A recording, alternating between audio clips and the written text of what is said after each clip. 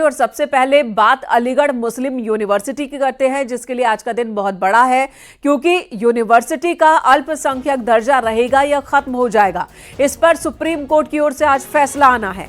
CJI Chandrachud की अध्यक्षता वाली 7 न्यायाधीशों की संविधान पीठ ने इस मुद्दे पर अपना फैसला सुरक्षित रखा है। आज वो फैसला सबके सामने आ जाएगा। संविधान पीठ ने 1 फरवरी को ही इस पर फैसला ले लिया था, लेकिन वो फैसला सुरक्षित रखा गया था।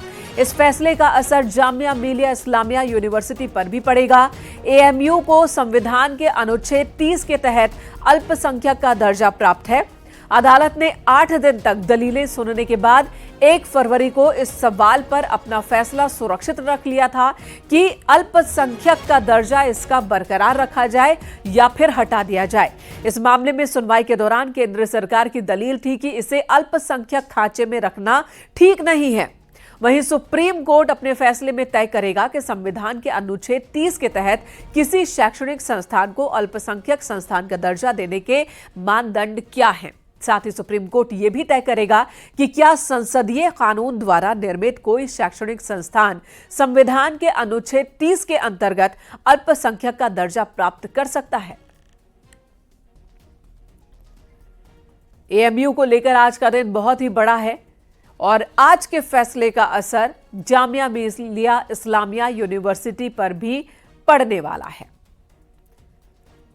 अल्पसंख्यक दर्जा जो एएमयू को हासिल है, उस दर्जे को लेकर के चुनौती दी गई थी, जिस पर एक लंबी बहस हुई, 8 दिनों तक जिरह हुई, जिसमें केंद्र सरकार ने भी अपनी दलील रखी और एएमयू के पक्षकार ने भी अपनी दलील रखी।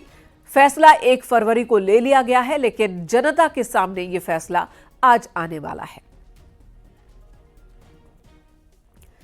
रंजीत हमारे सहयोगी फोनलाइन पर मौजूद है। रंजीत, 1 फरवरी को फैसला आज आने का इंतजार, लंबा इंतजार है।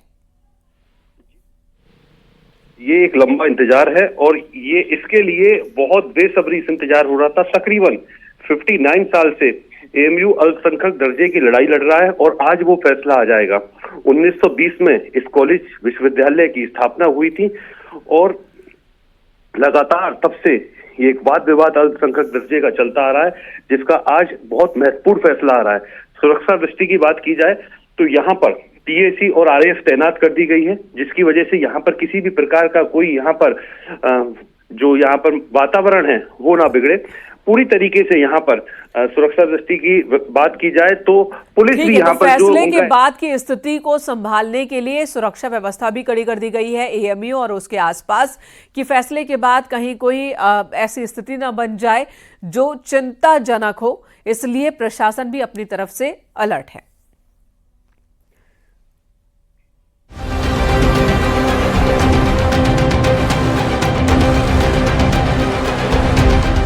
उत्तर प्रदेश में 9 सीटों पर विधानसभा उपचुनाव होना है। आज सीएम योगी आदित्यनाथ अलग अलग जगहों पर ताबड़तोड़ प्रचार करेंगे। सीएम योगी की पहली जनसभा दोपहर 12 बजे मुजफ्फरनगर में होनी है। मीरापुर उपचुनाव को लेकर मोरना इंटर कॉलेज में सीएम योगी की जनसभा होगी। मुजफ्फरनगर के बाद सीएम योगी आदित्यनाथ मुरादाबाद जाएंगे। सीएम योगी यहां पर कुंदरकी में जनसभा को संबोधित करेंगे और उसके बाद सीएम योगी गाजियाबाद जाएंगे और नेहरू नगर में जनसभा को संबोधित करेंगे। तो 3 जगहों पर आज सीएम योगी आदित्यनाथ की जनसभाएं हैं, जहां पर पब्लिक को वो संबोधित करेंगे, साथ ही बीजेपी कैंडिडेट के पक्ष में वोट की अपील करेंगे।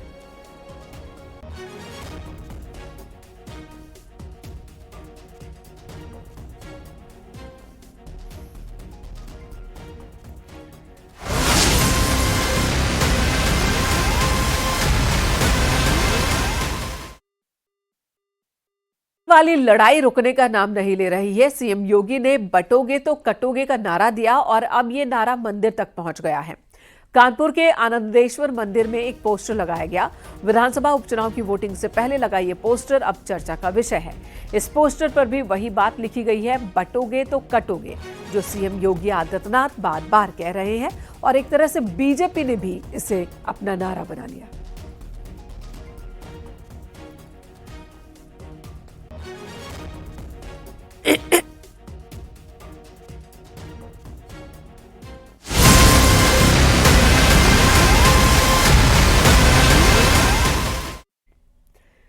प्रयागराज में जनवरी 2025 में होने वाले महाकुंभ से पहले अखाड़ों का विवाद खुलकर सामने आ गया। अखिल भारतीय अखाड़ा परिषद के दोनों गुट आमने सामने आ गए। भूमि आवंटन से पहले निरीक्षण के लिए अखाड़ों की बैठक बुलाई गई थी। मेला अथॉरिटी की बैठक में सभी 13 अखाड़ों के साधु संत मौजूद थे, लेकिन मेला प्रशासन के साथ होने वाली इस बैठक में शामिल होने पहुंचे अखाड़ों के साधु संत आपस में ही भिड़ गए। साधु संतों के बीच किसी बात को लेकर कहासुनी हुई और देखते ही देखते हाथापाई होने लगी। साधु संतों ने एक दूसरे पर जमकर लात घूंसों की बौछार की है। मारपीट में कुछ संतों को चोट भी आई है। मौके पर मौजूद महाकुंभ मेला अधिकारी, एसएसपी महाकुंभ मेला और अन्य अधिकारियों ने बीच बचाव किया, माहौल को शांत कराया, लेकिन हंगामा और बवाल की वजह से मेला प्रशासन की अखाड़े के साथ बैठक नहीं हो पाई।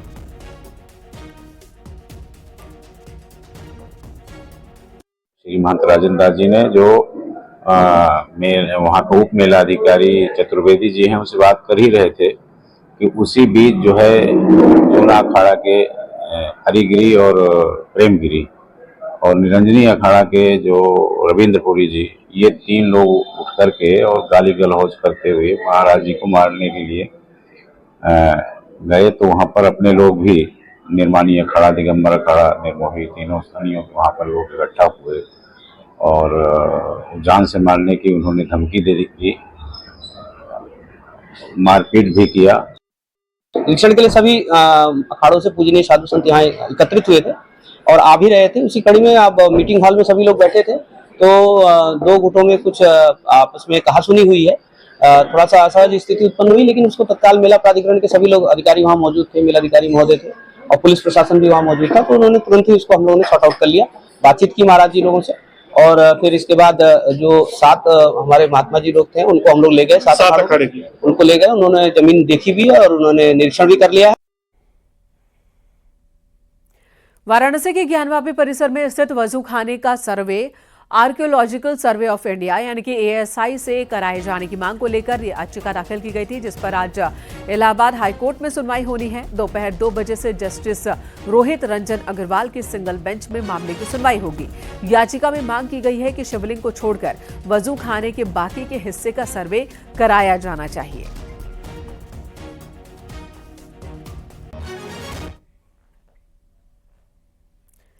बरेली पुलिस ने एनकाउंटर में 2 चेन स्नेचर्स को गिरफ्तार किया। एक बदमाश गोली लगने से जख्मी हुआ, जबकि दूसरे बदमाश का पैर टूट गया। 12:30 बजे रात की ये घटना है। सूचना मिली थी आवास विकास कॉलोनी की ओर बाइक सवार 2 संदिग्ध लोग खड़े हैं। पुलिस की घेराबंदी पर बदमाशों ने बाइक का RPF गेट की तरफ दौड़ा दी और पुलिस पर गोली चलाई। पुलिसकर्मी बाल बचे। जवाबी फायरिंग में एक बदमाश को पैर में गोली लगी है, जबकि दूसरा गिरने की वजह से उसके पैर में चोट आई। दोनों के पास से 1.82 लाख रुपए, 1,82,000 रुपए, बाइक, तमंचा और कारतूस बरामद किए गए। रात में मुखबिर खास से थाना प्रेमनगर पुलिस के पास ये सूचना आई कि कुछ अंतर जनपदीय संदिग्ध बदमाश थाना प्रेमनगर क्षेत्र में किसी घटना को अंजाम देने के लिए RPF बैरक के पास से गुजरने वाले हैं। इस पर इंस्पेक्टर प्रेमनगर के नेतृत्व में थाना प्रेमनगर की टीम के द्वारा वहां पे कॉम्बिंग की गई। इसी दौरान एक मोटरसाइकिल पर सवार 2 बदमाश दो संदिग्ध आते हुए दिखे, जिस पर पुलिस के द्वारा उनको रोकने का प्रयास किया गया। इस पर रुकने के स्थान पे वो लोग गाड़ी छोड़कर पुलिस टीम पर फायरिंग करते हुए भागे। इस पर पुलिस द्वारा भी आत्मरक्षार्थ फायरिंग की गई। इसमें एक बदमाश के पैर में गोली लगी और दूसरा भागने के दौरान गिरकर चोटिल हुआ। इधर आगरा में एक किन्नर से अवैध वसूली का मामला सामने आया। आरोप है कि एक किन्नर को उसके पति ने पुलिस एनकाउंटर का डर दिखाकर 20,000 रुपए ठग लिए। मामला थाना ट्रांस यमुना का है। आरोप है कि बीते दिनों 2 किन्नरों के ग्रुप में विवाद हो गया था, जिसके बाद सोनिया किन्नर के पति को थाना ट्रांस यमुना पुलिस पकड़ कर ले आई थी। आरोप है कि सोनिया किन्नर के पति को पुलिस एनकाउंटर का डर दिखाकर शातिरों ने उससे 20,000 रुपए की ठगी कर ली। अब मामले की शिकायत सोनिया किन्नर ने DSP सिटी से की है। DCP सिटी सूरज राय के आदेश पर 7 नामजद और 5 अज्ञात के खिलाफ मुकदमा दर्ज हुआ है।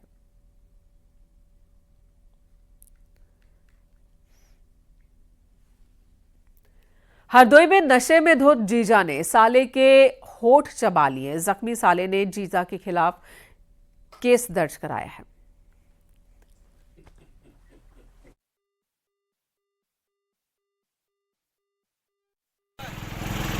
अब 100 नंबर जब लूट पे जाएगी तो 100 नंबर का ही निकालेंगे। अब 100 नंबर जब लूट पे जाएगी तो 100 नंबर का ही निकालेंगे। बरेली में हुए बवाल और गैस कांड के मास्टरमाइंड बर्खास्त पीआरडी जवान बख्तावर के खिलाफ एनएसए की कार्रवाई की गई है। गौस कांड का मुख्य आरोपी बख्तावर इस वक्त बरेली जेल में बंद है। आपको बता दें, बीते 19 जुलाई को शाही थाने के गौसगंज गांव में घटना हुई थी। विवादित धर्मस्थल की छत से पड़ोस में रहने वाले दूसरे समुदाय के घर में लेजर लाइट की रोशनी डाली जा रही थी। इस पर ऐतराज करने के बाद विवाद हुआ था। फिर दो समुदाय के लोग आमने सामने आ गए थे। बख्तावर उसके बेटों समेत करीब 50 लोगों को नामजद और 25 अज्ञात पर रिपोर्ट दर्ज कराई गई है। 19 जुलाई 2024 को थाना शाही के ग्राम गौसगंज में मारपीट, बलवा, तोड़फोड़ तथा हत्या के प्रयास की घटना घटित हुई थी, जिसमें मुख्य अभियुक्त बख्तावर पुत्र झुंडा शाह सहित 50 नामित तथा 10 से 15 अज्ञात अभियुक्त गणों के विरुद्ध 2 मुकदमे 217/24 तथा 218/24 पंजीकृत किए गए थे। इस घटना में गंभीर रूप से घायल एक व्यक्ति की बाद में मृत्यु हो गई थी। मुख्य अभियुक्त बख्तावर को 20 जुलाई 2024 को गिरफ्तार किया गया था तथा माननीय न्यायालय के विवेचना में भेजा गया था।